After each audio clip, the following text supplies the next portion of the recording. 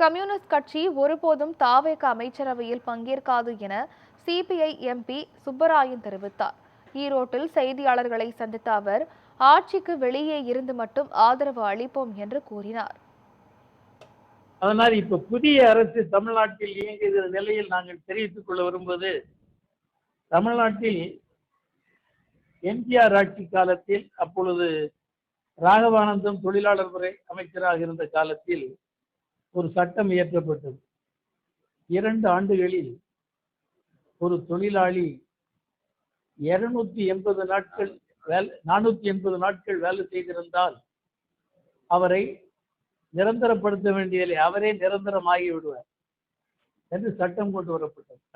கடந்த ஆட்சி காலத்துல போடப்பட்டதான் நான் முன்னால சொன்ன உள்ளாட்சித்துறையில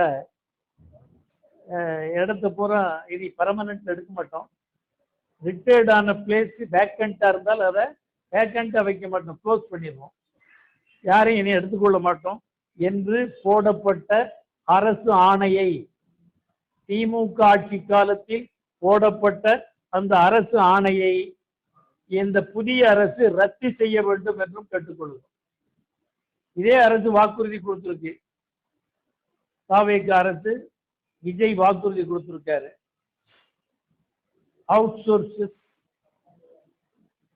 அப்புறம் கான்ட்ராக்ட் பேசிஸ், இதுல வேலை செய்யக்கூடிய தொழிலாளிகள் எல்லாம் நிரந்தரம் செய்யப்படுவார்கள் என்று தேர்தல் வாக்குறுதி கொடுக்கப்பட்டிருக்கிறது.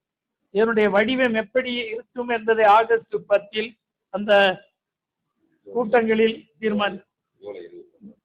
ஜூலை 29 தீர்மானித்து ஆகஸ்ட் 10 அது நடத்தப்படும்.